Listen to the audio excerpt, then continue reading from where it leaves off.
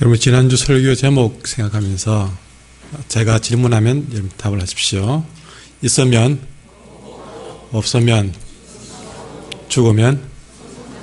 자, 처음부터 끝까지 시작.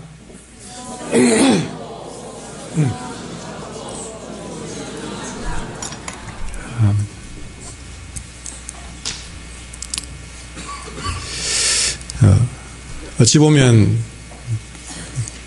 좀 그 설교 제목이 좀 유치한 듯 생각 들다가도 또 생각해보면 실감나고 또 우리에게 더 와닿는 제목이 아닌가 생각도 해봅니다. 오늘은 앞에 나와 있는 제목 같이 한번 읽어볼까요? 시작. 때를 잘 분별합시다. 아멘. 한 번 더 시작. 때를 잘 분별합시다. 예. 이때는 이때가 아니겠죠. 이때를 분별한 거죠. 예. 때를 잘 분별합시다. 예. 여러분, 살아가면서 우리가 때를 분별해야 될 때가 많습니다. 우리가 마치 이제 겨울이 다가고 봄이 왔다는 것을 분별하듯이 또 이제 학생의 때가 지나고 이제 직장인의 때가 왔다.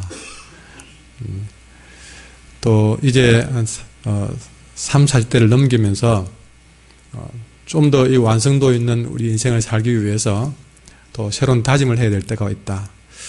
참 우리는 순간순간 그런 때를 분별해야 될 인생인 것 같습니다. 오늘 말씀을 전하기 전에 오늘 내가 분별해야 될 때는 뭔가를 생각해 보게 됩니다. 각자가 다를 수 있습니다. 그러나 우리는 잘 분별하셔야 됩니다. 그것이 오늘 말씀을 통해서 여러분 때를 잘 분별하는 일에 지혜가 되고 힘이 되고 도움이 되기를 간절히 소망합니다. 제일 먼저 우리 인생에서 우리가 오늘 말씀을 통해서 우리가 분별할 여러 가지들을 구별하고자 하는데 첫 번째 우리에게 분별해야 될 것은요. 우리 인생에 일해야 할 때와 물러갈 때가 있다는 사실을 우리는 잘 분별하실 수 있어야 됩니다. 다시 말합니다. 일해야 될 때와 물러갈 때가 있다는 것이죠. 우리 항상 우리 인생은요. 앞만 보고 살아왔기 때문에 앞에 일들만 있을 것으로 생각합니다. 저 역시도 다르지 않았습니다. 그러나 진짜 1년에 한 번일까요? 아니면 언제일지도 모르는 그런 시간이 흐르면서 우연찮게 저는 여기를 뭐라 합니까? 여기를 보게 되었어요.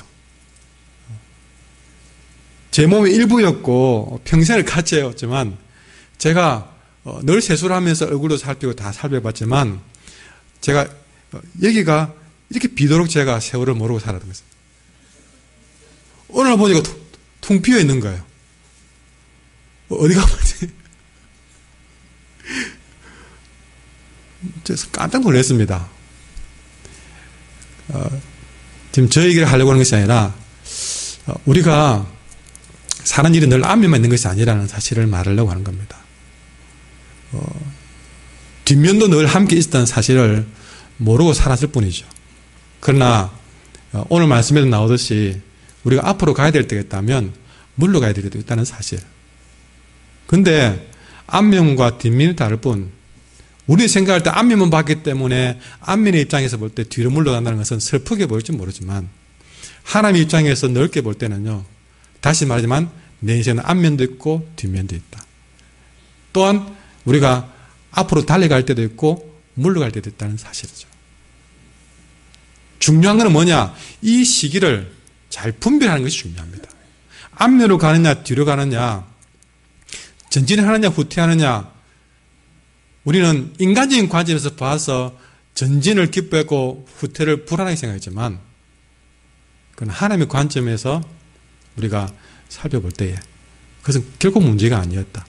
그보다 더 중요한 문제는 달려갈 때이든 물러갈 때이든 그것을 잘 분별하여서 그때에 맞춰 살게 한다면 어떤 것도 내겐 불행한 것이 아니라는 사실을 오늘 말씀은 우리에게 주고 있습니다. 그것은 12절 말씀 읽어보면서 답을 찾고자 합니다. 12절 함께 읽어보겠습니다. 시작. 예수께서 아멘. 오늘 이 첫 마디에서 보여지는 단어는 첫 번째는 요한이 헤롯에게 잡혔다는 겁니다. 여러분 세례 요한 아시죠? 세례 요한이 평생을 주님 위해 살았고 그렇게 복음을 위해 살았는데 그가 악한 헤롯에게 잡혀 들어갔다는 것이죠. 그는 헤롯이 범죄한 일을 자꾸 요한이 지적하니까 헤롯이 그 권력을 가지고 잡아넣은 것입니다. 어쩌면 요한 입장에서는 억울한 것이었지만 어쨌든 요한은 복음 전하다가 잡혀 들어갔습니다. 그런데 그렇게 세례 요한이 그 인생은 어땠습니까? 오로지 주님 오시기만을 위하여 그 일을 위해서 평생을 바친 사람입니다. 그런데 그렇게 주님 일을 하다가 악한 헤롯에게 사로잡혀 갔다는 소식을 들었음에도 불구하고 여러분 오늘 본문을 보시면 요한이 잡혔음을 들었다는 것이죠. 뭐 요한이 있는 곳이 다르고 주님이 있는 곳이 달라서 요한이 잡혀간 줄 모르고 있었다는 것이 아니라 요한이 잡혀간 것을 들으시고는 우리 주님은 어떻게 했을까요? 우리가 생각할 때는 당장 달려가서 어떤 병자를 고치듯이 아니면 베드로의 옥문을 열듯이 사도 바울의 옥문을 열듯이 그렇게 잡혀간 세례 요한의 옥문을 열어서 세례 요한이 풀려나오게 했을 법한데 오히려 예수님은 그 사건을 들으시고도 갈릴리로 물러가셨다는 사실입니다. 이것이 오늘 더 놀라운 말씀입니다. 그러나 중요한 것은 우리 인생에서도 주님이 가끔은 물러가실 때가 있다는 사실입니다. 늘 우리는 주님을 일방적으로 생각합니다. 일방적으로 당연히 기도하면 지금 바로 응답해 줄 것이고 내가 주님 일을 하고 있으면 당연히 모든 것을 다 도와줄 것이라 우리는 생각하지만 주님은 그런 것과 상관없이 때론 내가 원하지 않아도 다가오실 때가 있고 때론 내가 원해도 물러가실 때가 있다는 사실입니다. 우리가 세례 요한처럼 주를 위해서 최선을 다해서 헌신함에도 불구하고 내가 주님께 간절히 기도하시고 그 기도를 들었음에도 불구하고 주님은 가만히 계시거나 때로는 오히려 더 물러가실 때가 있더라는 것이죠. 여러분도 그런 경우를 경험해 볼 수 있습니다. 예를 돕기 위해서 어떤 분의 예를 들고자 합니다. 회사에서 아주 중요한 일만 맡아서 성실하게 살아왔던 한 교회 집사님이 어느 날 게시판에 보니까 당연히 열심히 중요한 일을 했기 때문에 이번에는 승진될 거다 생각했는데 승진이 되지 않은 거예요.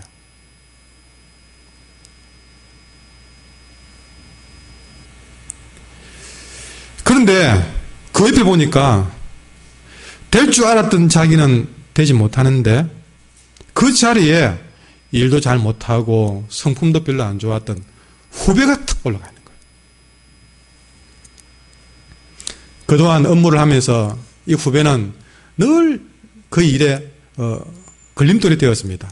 참 일을 못했었던 아니면 아주 자질이 별로 좋지 못해서 늘 정말 열심히 일하고자 하는 이분에게 이 사람은 걸림돌이 되었어요.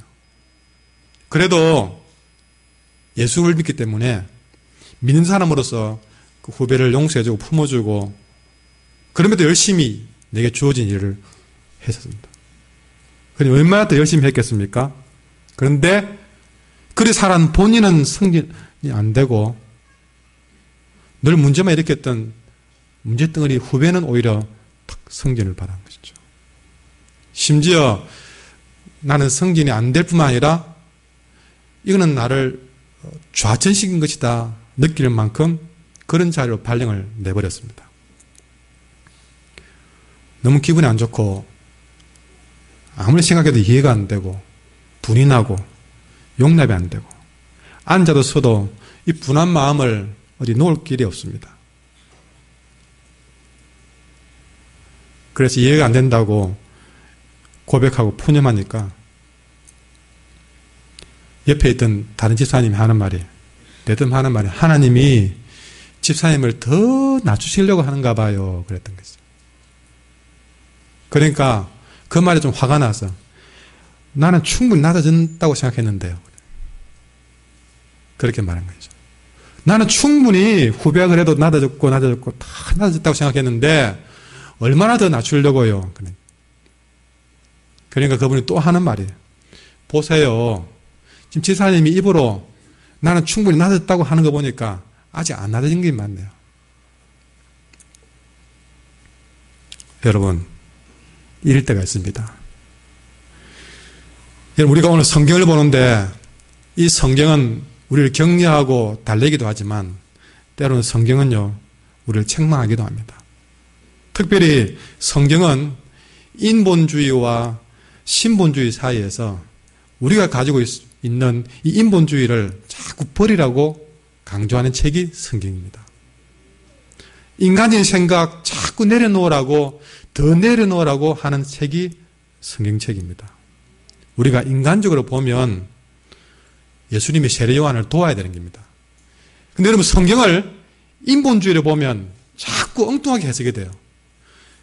요한이 잡혀가는데 물러갔다 그러면 이해를 못하는 겁니다. 인본주의로 받게 된 것입니다.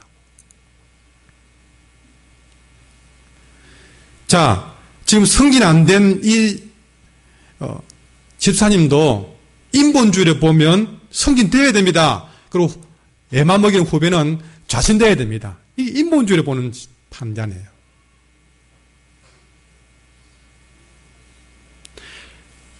그러나 항상 성경을 보면 만나지만 항상 우리 생각과 하나님의 생각은 다르다는 것입니다. 인본주의로 가득 찬 우리의 생각과 신본주의를 말씀하시는 하나님의 생각과 우리의 생각은 다를 수밖에 없습니다. 여러분, 우리가 이 말씀을 보면서 이 하나님의 생각과 우리의 생각이 다르다는 것을 인정하고 나가는 것이 여러분 구속자적인 관점에서 말씀을 적용한 겁니다. 지난번에 말씀을 적용한 두 가지 말했죠. 첫째는 뭐라고 했습니까? 내 적용을 해야 된다. 두 번째는 구속사적인 적용을 해야 된다. 구속사적인 적용이 뭐냐? 오늘 요한이 주님 일을 하다가 잡혀감을 들으시고 예수님이 갈릴리로 물러갔다는 말씀을 보면서도 우리가 오해하지 않고 하나님의 뜻이 있겠지라고 받아들이는 것이 구속자적인 적용입니다. 내가 열심히 살았지만 열심히 산 나는 성긴 안 되고 저 후배가 성긴이 되고 나는 좌천되는 일이 있어도 그럼에도 불구하고 여러분 그것을 받아들이면서 여기에 대한 하나님의 생각이 있겠지라고 나아가는 것이 구속자적인 관점입니다. 더 나아가서 우리의 생각과 하나님의 생각은 다르다는 것을 인정하는 것, 그게 구속자적인 관점이라는 것이죠. 왜 우리가 이런 생각을 해야 되느냐? 자, 여러분 비교해 봅시다. 요한이 큽니까? 하나님이 큽니까? 너무 질문이 어려워서 제가 손으로 힌트를 드릴게요. 요한이 큽니까? 하나님이 큽니까? 이게 시증각이 필요한 거죠. 비교하는 자체가 말이 안 되는 거잖아요. 자, 그럼 한 번 더 나갑시다. 요한의 생각이 큽니까? 하나님의 생각이 큽니까? 한 번 더 합시다. 여러분의 생각이 큽니까? 하나님의 생각이 큽니까? 진짜입니까? 요한보다 크신 하나님이기 때문에 우리는 주님이 하는 일을 무조건 100% 신뢰해야 됩니다. 우리보다 크신 하나님이기 때문에 우리는 주님의 생각을 100% 신뢰해야 됩니다. 내 생각과 하나님의 생각이 다르다는 것은 너무나 당연한 일이고, 여러분 그 순간 내가 이해하지 못할 일들이 아주 작고 작은 내가 전지전능하신 그 하나님을 이해하지 못해도 여러분 그분은 신뢰해야 됩니다. 얼마만큼? 100% 신뢰해야 될 뿐입니다.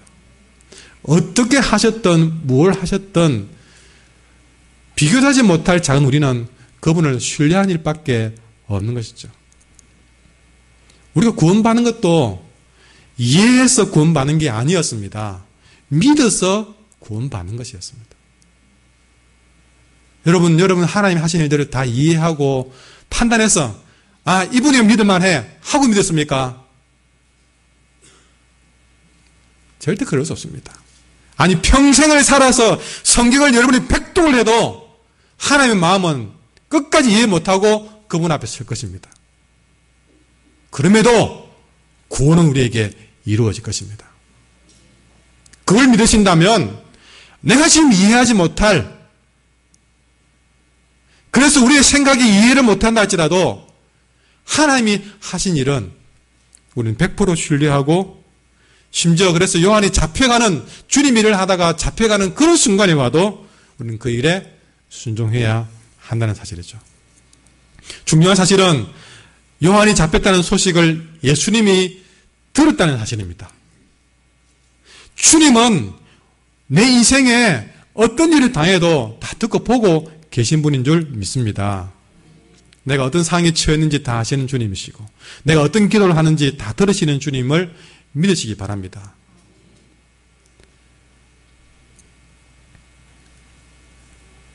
우리가 주를 위해서 봉사하고 또 우리가 내 가정을 위해서, 내 자녀를 위해, 부모를 위해서 기도하며 살아갈 때 여러분 주님은 그 모든 것들을 다 보고 들으십니다. 저는 그것을 믿습니다. 저도 한길교회 와서 한길교회 목사로서 주를 위해 봉사하고 또 내 가정을 위해서 간절히 기도합니다.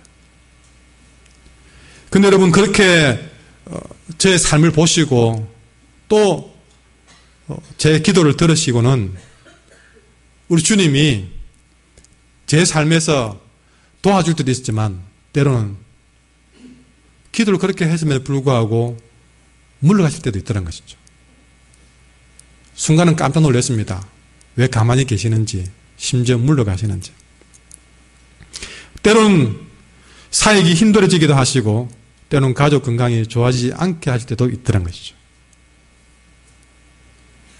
때마다 시사복잡한 감정을 겪으면서 그렇게 저를 낮아지게 하셨습니다. 그리고 아들이 쓰러졌을 때에도 천국에 가게 했습니다. 기도했지만 그렇게 하나님 답을 했습니다. 이거는 제가 인간적으로는 예수님이 제게 물러가신 사건이었습니다. 왜 했는데도 불구하고 그랬나?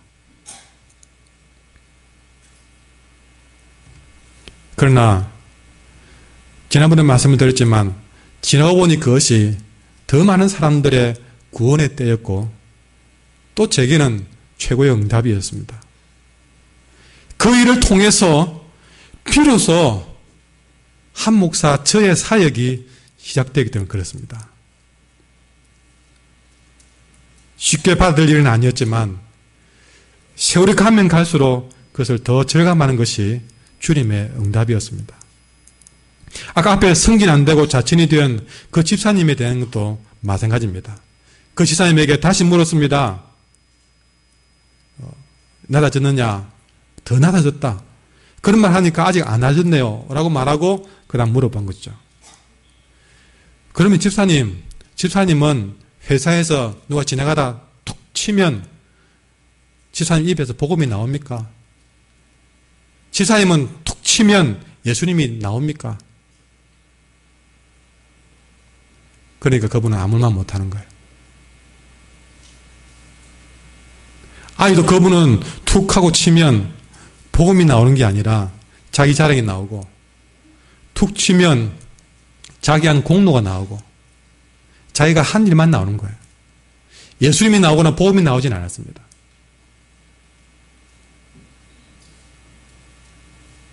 그래서 깨달았습니다. 내가 내 자리에서 아직도 내가 예수 믿는다고 그러면서 물론 그 후배가 잘못하면 좀 봐주고 참아주고 품어주기는 했지. 내가 진짜 이 직장을 다니면서 주님의 제자로서 제대로 복음을 한번 전해보지 못하고 어떤 상황에 와도 예수님을 드러내지 못하고 나를 드러내며 살았구나. 내가 얼마나 착하고 내가 얼마나 성실한지 그거는 드러냈지 주님의 복음은 제대로 못 드러냈구나 하는 생각이 들더란 것이죠. 아직도 내가 그런 삶을 사니까 하나님이 내게 아직도 성진을 좀 더 늦추어서 나를 그렇게 더 훈련시키고 있는 것이구나 하는 것이 깨달아지더란 것입니다. 비로소 깨달았습니다. 내가 진실로 내 삶에서 누가 툭 치면 내가 직장이든 어디든 정말 주님의 제자로서 복음을 전하고 나를 툭 치면 예수님이 내가 아닌 예수님이 나오는 그 훈련이 나의 그런 훈련이 아직 내게 남아있구나 하는 생각이 든 것이죠. 그래서 하나님이 이런 좌천이라는 것을 툭 쳐가지고 내게 훈련하고 있구나. 그런 하나님의 생각이 갑자기 찾아오는 순간에 분노는 사라지고 다시 마음을 다잡게 됐다는 사실이죠. 여러분, 우리가 생각할 때는 가늠이 안 되지만 하나님의 때는 지나고 나면 그래서 되돌아보면 한 치의 오차도 없이 정확하다는 사실을 믿으시기 바랍니다. 내가 당하고 있는 바로 그 순간은 도무지 인정이 되지 않더라도 우리가 이해를 못할 뿐이지 여러분 지나고 보면 하나님의 때는 항상 옳았고 정확했다는 사실입니다. 여러분 지금 우리가 이 성진에 관한 문제를 봤을 때도 마찬가지입니다. 인간적으로 볼 때는 나는 후퇴하고 후배는 진보한 것 같지만 여러분 그렇게 후배가 승진하고 형통한다 할지라도 그는 하나님을 모르기 때문에 여전히 그 누군가에게 감사하거나 기쁨을 모르는 그런 인생이었습니다. 자기를 도와준 선배에 대해서 감사도 모르는 그런 인생이었어요. 그런 인생 승진되어 봐야 형통해 봐야 결국 그것은 그에게 복이 되는 승진은 아니었다는 사실이죠. 그러나 반면에 이 집사님은 승진도 못되고 좌천되었습니다. 승진이라는 좋은 것을 받지 못하고 좌천이라는 나쁜 걸 받았습니다. 그럼에도 불구하고 뒤에 이렇게 내가 참 내 훈련이 남았다는 생각을 가지고 다시 마음을 가다듬고 그럼에도 불구하고 또 기쁨을 회복하고 이제부터 예수님을 드러내면서 그렇게 살아가는 모습을 보았다 합시다. 여러분 좌천이라는 것 나쁜 걸 받았지만 오히려 그것 가지고 감사하는 모습을 회사에서 보게 된 것이죠. 여러분 사람들은 압니다. 말 안 해도 이 사람이 좌천되었을 때에 걱정했습니다. 같이 아파했습니다. 그런데 그 일 때문에 절망한 것이 아니라 그럼에도 불구하고 감사하고 이겨내는 모습을 보았단 말이죠. 비로소 그에게 저런 인생 궁금해지게 되시는 것이죠. 어떻게 성진의 기회가 와도 안 되고 오히려 좌천되는 그런 나쁜 선물 받아도 저렇게 사람이 의연할 수 있고 더 아름다울 수 있는가? 그 이유가 예수님 때문이라는 사실을 알았을 때 훨씬 더 강하게 복음이 전파되는 일들을 경험하더라는 사실이죠. 우리는 성진하면 더 복음이 잘 전파될 줄 알지만 오히려 이 사람은 좌천되면서 비로소 그 스스로가 많은 걸 깨닫고 더 많은 사람들에게 힘있게 복음을 전하는 계기가 되었다는 사실이죠. 그가 언제 이런 모습을 그 직장에서 보일 수 있었겠습니까? 열심히 살 때요. 승진되어 갈 때 아니었습니다. 오히려 물러났을 때 그의 진가가 드러난 것이죠. 하나님이 그렇게 그에게 기회를 주신 것입니다. 좌천되면서 기회가 빼앗긴 줄 알았는데 실패하면서 기회가 날아간 줄 알았는데 아니요. 바로 거기에 보물이 있었고 바로 거기에 하나님이 준비하신 기회가 있을 것이죠. 알고 나니까 나를 그렇게 좌천이라는 물러가게 하신 사건이 내게 복된 기회가 된 것입니다. 우리는 늘 잘 되어야만 복음 전파의 모델이 될 수 있다고 생각할지 모르지만 여러분 무엇이든 잘 되는 모델이 아니라 잘 안 되어도 기뻐하고 감사하는 모델로 하나님이 세우신 것입니다. 세상에는요, 알고 보니까 잘 되어서 사는 사람보다 안 되는 사람들이 더 많다는 사실이죠. 그 안 된 사람들 앞에 내가 때로는 물러남음으로 해서 많은 안 된 사람들에게 위안이 되고 그들에게 복음의 정이 된다는 사실이에요. 저는 정말 원하지 않는 사랑하는 아들을 먼저 보내야만 했지만 그 순간부터는 제가 그 순간 깨달은 게 뭔지 아십니까? 그렇게 하면서 장례식을 3일 치르면서 뼈저리 깨달은 것은 장례식 때 와서 하는 많은 위안들 그게 위로가 안 되더라는 사실이죠. 그래서 제가 수많은 장례식에 가서 위안했던 그 많은 것들을 후회했습니다. 그리고 겪어보지 않으면 안 되는 그 아픔을 제 가슴 속에 늘 평생을 가지고 다니면서 이제 동일한 일을 당한 분에게 어떤 마음으로 위로해야 될지를 비로소 알게 되더라는 사실이죠.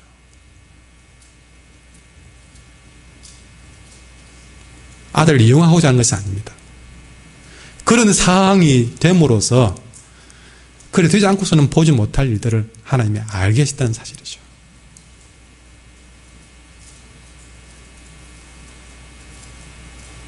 아직도 내가 예수님의 복음을 전하는데 여러분 여러분의 형편을 자꾸 물러가게 하십니까? 때는 머물게 하십니까? 때는 어렵게도 하십니까?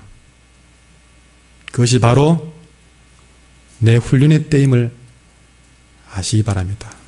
우리는 그 때를 분별하셔야 됩니다.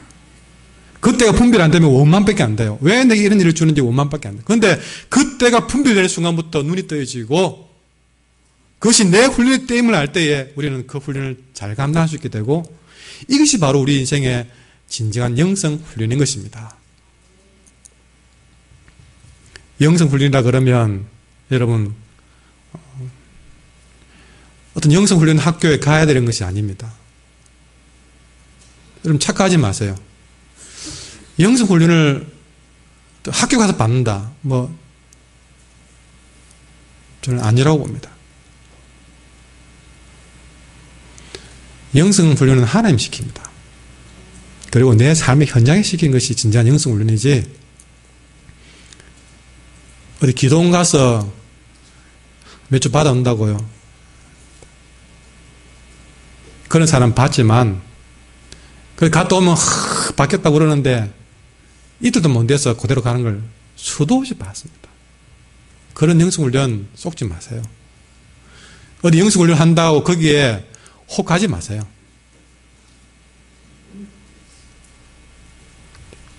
여러분 영성훈련이라 그러면 우리가 볼 때 그 훈련을 통해서 우리는 항상 다른 사람들을 바라보지만 영성훈련은 내가 변하는 훈련입니다. 그러니 어디 가서 받는 건 가짜란 말이죠. 내가 사는 현장에서 내가 변해지는 그 영성훈련이라는 것이죠. 어디 가서 소나무 뿌리를 흔들며 기도하는 게 영성이 아니고 경배와 찬양을 해야 영성이 뜨거워지고 깊어지는 게 아니라 내가 발디고 살아가는 가정과 직장과 회사에서 나의 삶이 하나님의 말씀과 맞아 떨어지는 것이 영성입니다. 이해도 안 되고 용납도 안 되는 그 일 속에서 처음에 이해를 못하다가도 말씀을 듣고 난 다음에 비로소 이해를 하고 그래서 내 사건과 하나님의 말씀이 딱 맞아떨어지고 내 사건이 하나님의 말씀으로 해석이 되어지고 그 훈련을 통해서 내가 깨달아지고 내가 변화되는 게 그게 영성이란 말입니다. 때로는 집에서 돈도 안 벌어주고 폭력이나 행사하는 그런 남편과 살아보면서 내가 왜 이런 사람 만나서 사는가 서럽고 우울해지고 괴로워집니다. 그러나 주님 앞에 왔을 때에 비록 돈 안 벌어주는 가정에 살면서 돈 없이 살지만 그러나 주님이 말씀을 통해서 돈 없이도 살 수 있다는 자신감을 불러들이실 때 그 자신감이 바로 영성이라는 사실이죠. 눈만 뜨면 욕을 퍼붓는 부모, 배우자와 살다 보니까 어떤 욕을 들어도 내가 아직도 들어야 될 소리를 듣는구나 하면서 그 일에 상처받지 않고 오히려 평강을 누리는 그것이 영성으로 바뀌는 것입니다. 전에 상처받다가 상처 안 받는 것으로 바뀌는 게 그 영성이라는 것이죠. 이 성질이 못한 이 사람이 처음에는 좌절하고 원망하다가 내 훈련으로 깨달아지는 것이 영성인 것처럼 이 최고의 선물인 평강을 주기 위해서 주님은 그렇게 나를 물러가게 하고 낮추고 부수면서 그렇게 나를 훈련의 때를 지나게 하신 것입니다. 그 과정을 거치는 순간 드디어 내게 주님 주시는 최고의 선물이 내게 주어지는 것을 경험하는 것입니다. 여러분, 나를 물러가게 하실 때가 있습니다. 그 물러가게 하시는 그 훈련의 때에 우리가 해야 될 일은 무엇인가? 여러분 13절부터 나오는데요. 13절 보시면요. 나사렛을 떠나, 주님 물러가셔서 무슨 일을 하셨는가? 여러분, 물러가게 하면 아무것도 안 해야 되느냐? 주님은 어떻게 했습니까? 나사렛을 떠나 스불론과 납달리 지경 해변에 있는 가브나움에 가서 살았다는 거죠. 왜 살았느냐? 이는 선지자 이사야를 통하여 하신 말씀을 이루려 하십니다. 어떤 말씀이냐? 스불론 땅과 납달리 땅과 요단강 저편 해변길과 이방의 갈릴리여 흑암에 앉은 백성이 큰 빛을 보았고 사망의 땅과 그늘에 앉은 자들에게 빛이 비추어도다. 그분은 요한 안에 잡혀가는 것을 보고 물러갔지만 그렇다고 그분은 물러가서 아무 일 한 것이 아니라 오히려 말씀을 이루려 하는 삶을 살기 위해서 스불론과 납달리와 요단강 저편 해변길을 다니면서 거기서 흑암에 앉은 백성들을 빛이 비추는 삶을 살도록 만들어 주었다는 사실입니다. 그가 한 일이 무엇입니까? 첫째는 말씀이 이루어지는 삶을 살았습니다. 물러가서 가만히 있는 것이 아니라 그냥 넋놓고 사는 것이 아니라 물러갔어도 말씀을 이루는 삶을 살았다는 사실입니다. 그리고 물러갔어도 그는 요한보다 더 힘들고 어두운 땅, 그게 어디 갔죠? 흑암, 16절에 보니까 흑암에 앉은 백성을 찾아갔다는 사실입니다. 감옥에 갇힌 요한보다 더 시급한 흑암에 앉은 백성, 사망의 땅과 그늘에 앉은 자들에게 찾아가서 그들에게 빛을 비추는 일을 하신 것입니다. 그러니까 세례 요한보다 오히려 더 힘들고 더 필요한 궁핍한 곳으로 찾아가신 것이죠. 여러분, 때로는 나를 물러가게 하실 때는요, 그 일을 막으실 때는 하나님은 또 다른 길을 열어놓고 계신 것입니다. 근데 그 일은요, 알고 보면 내가 가고자 하던 길보다 더 크고 귀한 일이라는 사실을 알게 될 것입니다. 이런 주님의 때를 분별할 줄 알아야 됩니다. 주님이 가신 곳은요, 아까 말했지만 요한이 감옥에 간 것보다 더 깊은 흑암에 앉은 백성들, 그들에게 복음의 빛을 전하는 것이었어요. 그러니 내가 하고 싶은 일이 막혔다고, 그래서 물러갔다고 내 일을 쉬어서는 안 됩니다. 때로는 여러분, 우리가 직장에서 잘려버린 일이 생겨나 할지라도 그래서 끝나는 것이 아닙니다. 나를 직장에서 물러가게 하실 때는요, 그동안 직장 다닌다고 정말 주님의 기도하는 일 제대로 한번 하지 못했던 내게 하나님은 또 다른 길을 하나님이 열어놓고 계시는 것입니다. 그러니 어떤 것도 내게 끝나는 일이 없다는 것이죠.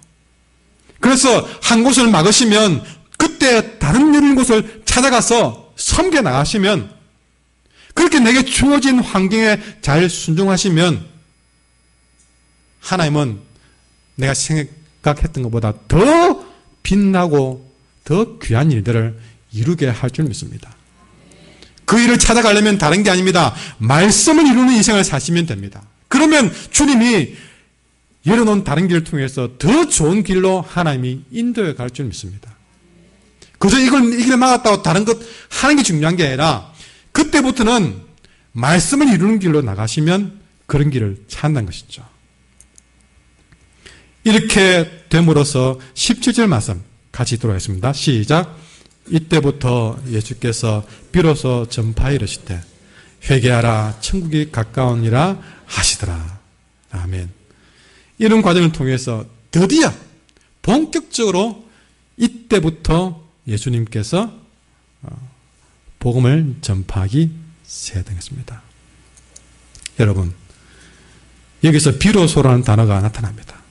비로소. 여러분, 우리가 오늘 말씀에서 때를 알리는 단어를 두 개를 찾는데 17절에 이때부터입니다. 이때부터.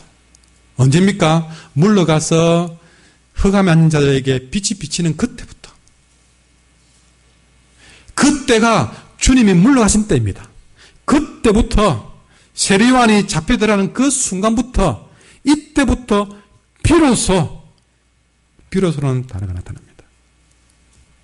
여러분, 주님의 일에는 항상 이렇게 비로소의 때가 있어야 될 줄 믿습니다. 그 앞에는 어떤 사건은 괜찮습니다. 어떤 사건이든 일을 할 때든 물러갈 때든 비로소라는 것이 되어질 때에 여러분, 그때부터 우리 인생이 시작되는 것이죠. 그러니 그때를 알고 분별하는 것은 우리에게 굉장히 중요한 것입니다. 요한의 입장에서는요, 잡혀가야 될 때도 있습니다. 예수님의 입장에서는 전파할 때가 있습니다. 그런데 이것은 주님 입장에 볼 때는 똑같은 것이었습니다. 다른 것이 아니었습니다. 잡혀가는 것과 전파하는 것은 비로소라는 말 때문에 연결돼 버립니다. 여러분, 그러니 잡혀갈 때든지 전파될 때든지 달려갈 때든지 물러가든지 그 때를 잘 분별하고 아는 것이 우리의 믿음인 줄 믿습니다. 이 때를 잘 분별하기 위해서 아까는 말씀이 필요했고, 이 분별을 위해서 또 하나 필요한 것은요, 우리 인간적인 생각을 내려놓으셔야 주님의 때를 잘 분별할 수 있습니다. 우리는 하나님이 하고자 하는 일들을, 하나님이 인도해 가시는 일들을 자꾸 인간적인 생각을 가지고 옳고 그런 걸 따집니다. 아까 말했잖아요. 인간적인 생각으로 해석하면 성경의 모든 말씀들이 다 오해되고 마음에 안 드는 얘기들입니다. 그걸 인간적인 생각 가지고 옳고 그런 걸 따지고 매 순간순간을 오로지 내가 원하는 것만 생각하면서 살아간다면 우리는 일해야 될 때가 언제든 모르고 물러가야 될 때가 언제든 모르게 됩니다. 잡혀가야 될 때가 뭔지도 모르고 전파해야 될 때가 뭔지를 몰라서 자꾸만 거꾸로 적용합니다. 왜? 인간적인 생각 때문에, 내가 원하는 것만 하기 때문에, 내가 원하는 것만 한다는 것 자체가 인간적인 생각하기 때문에 그렇습니다. 인간적으로 생각해서 이해될 것은 하나도 없습니다. 잘 되어도 이해를 못합니다. 못되면 더더욱 이해를 못합니다. 어떤 분이 그 남편이 자기 부인이 그 교회 나가는 거, 밖에 나가는 걸 얼마나 싫어하는지 외출도 못하게 하는 거예요. 더더욱 교회 가는 거는 더더욱 싫어하는 겁니다. 근데 딱 주일 낮에만 갔다 오라고 허락해 주었습니다. 얼마나 인생이 답답하겠습니까? 그러나 그렇게 묶여 있는 그 인생을 인간으로 생각하면 원망입니다. 신앙생활 잘 못하는 것도 원망이고 이런 남편 많은 것도 원망이고 다 원망입니다. 인생이 다 원망이 될 거예요. 그러나 그는 때를 분별했습니다. 인간의 생각을 노려놓았습니다. 외출을 못하는 이 사실은 불행이었습니다. 전에는 불행했습니다. 그러나 외출을 못한다고 생각할 때에 여러분, 바울이 감옥에 잡혀 들어갔습니다. 그때 뭘 했는 줄 아십니까?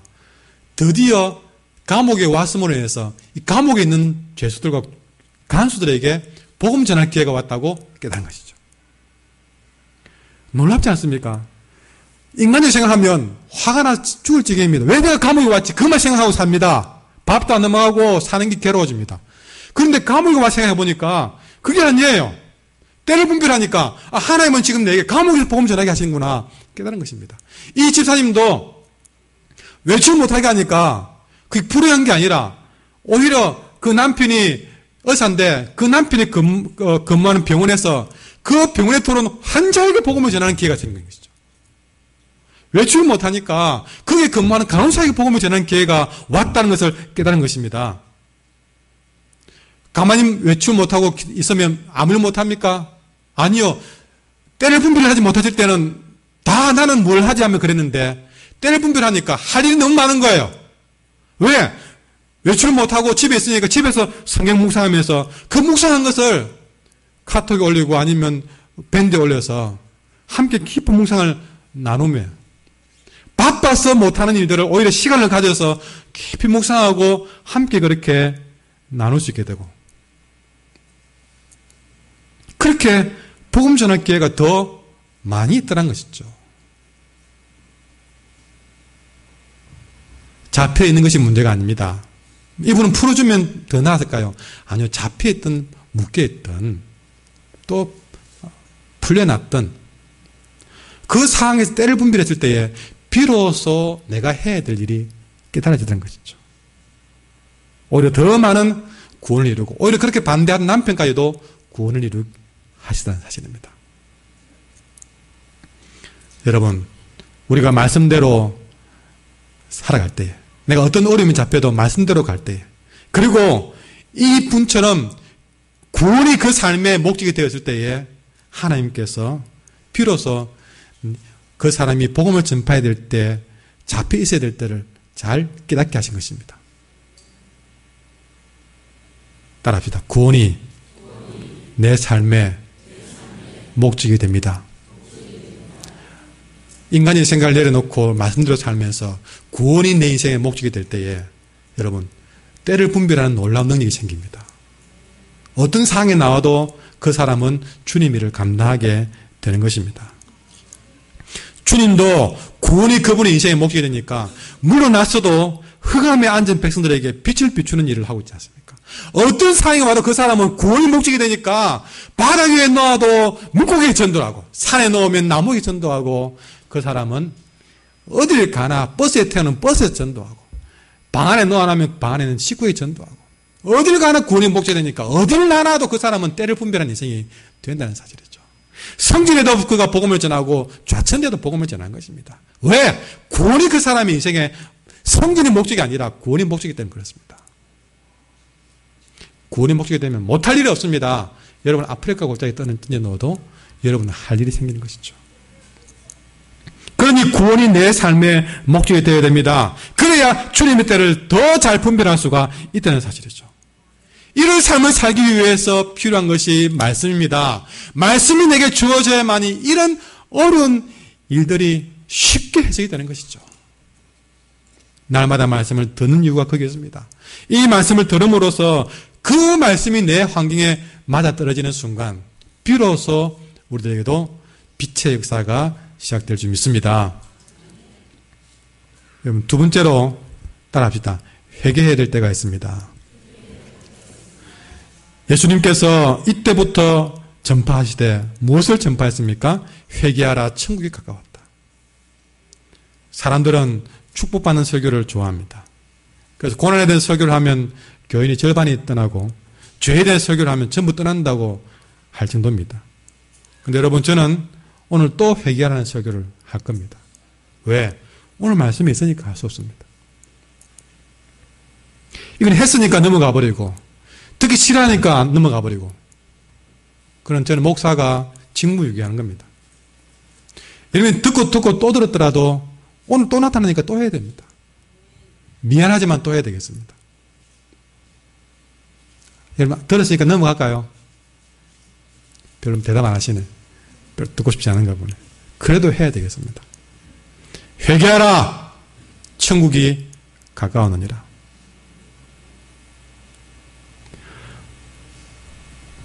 왜 하나님 나라가 가까웠다고 하면서 회개하라고 하는 것인가? 하나님 나라에서 가장 큰 걸림돌이 죄이기 때문에 그렇습니다. 하나님 나라는 내게 오기를 원하는데 지금 하나님은 여러분에게 하나님 나라를 주기를 원하는데 그 하나님 나라가 여러분 마음에 닿지 못하는 이유는 죄가 가로막기 때문에 그렇습니다.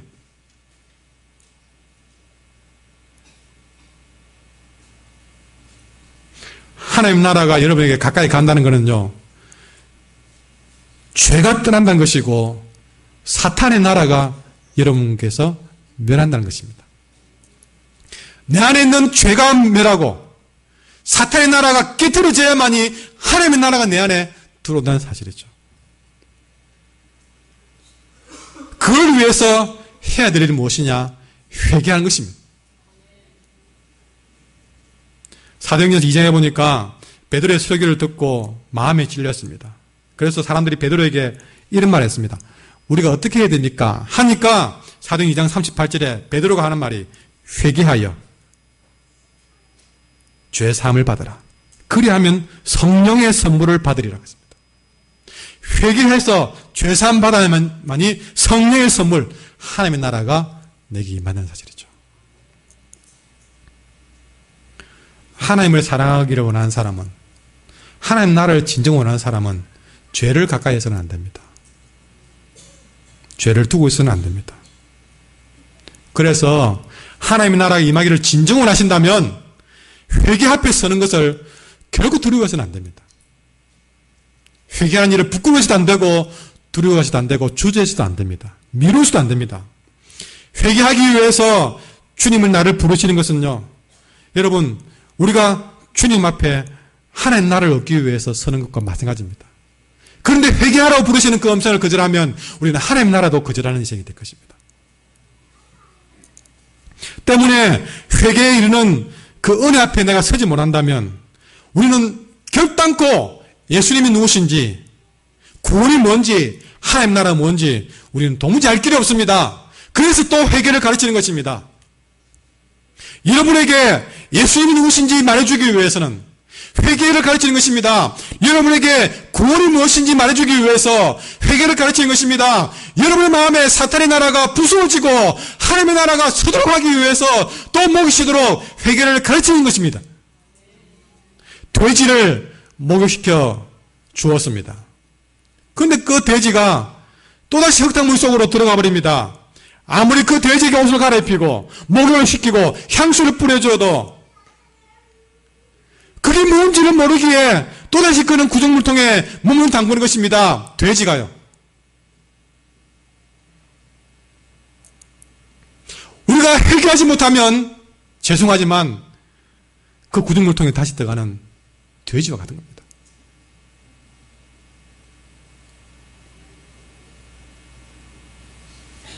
왜 우리가 회개하지 못하느냐? 회개를 두려워하느냐?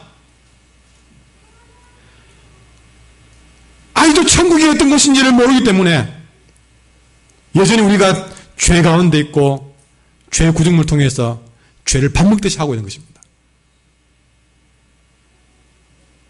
죄와 천국을 구별하지 못합니다. 분별을 못해요. 사탄의 나라와 하나님의 나라를 분별하지 못합니다.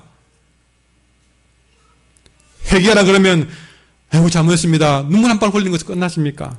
회개는요, 더러운 옷을 새 옷으로 잠깐 갈아입는 연습이 아닙니다.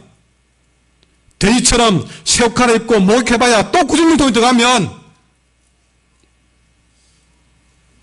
그러니 여러분, 나 회개해서 나 새 옷 입어서 자랑하는 것도 아닙니다.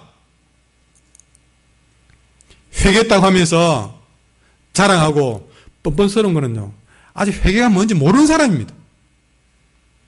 진짜 회개한 사람은 그래 못합니다.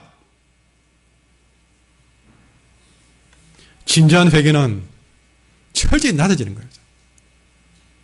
회개했다는 말도 못합니다. 못해요. 그리고 자기를 부인한 겁니다. 그래야 다시 구정물통에 안 들어갑니다.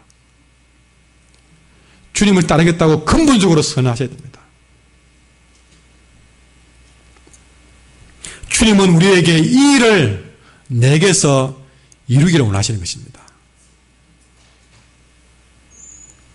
회개해야 하나님 나라가 가까워진다고 우리에게 선포하고 있습니다. 지금은 회개할 때입니다.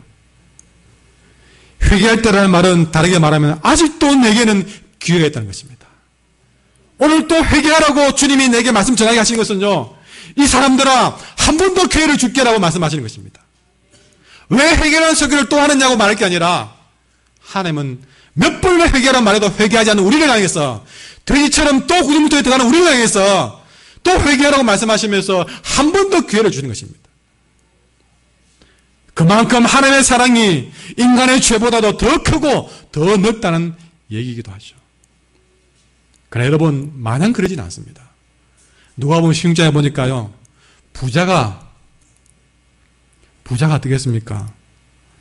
부자가 회개하고 싶었는데 그때 그 부자에게는 회개가 이르지 못했습니다. 누가복음 16장에 보니까 이뿐 아니라 너희와 우리 사이에 큰 구렁이 하나 끼어 있어서 너에게 건너가고자 하되 할 수 없고 그게 우리에게 건너올 수도 없게 되니라. 이 부자와 나사를 비유해서 그는 돌이켰지만 그때는 도무지 건너갈 수가 없는 길이 있다는 사실이죠. 여러분, 회개하고 싶어도 할 수 없는 때가 이르기 전에 회개하셔야 됩니다. 그 때를 우리는 잘 분별하셔야 됩니다. 여러분, 오늘 말씀을 통해서 우리는 때를 잘 분별하는 것이 얼마나 귀한 일인지를 깨닫고, 오늘 말씀드린 것만 여러분이 분별하셔도 우리 인생은 하나님 앞에 참으로 복된 인생이 될 줄 믿습니다. 기도하겠습니다.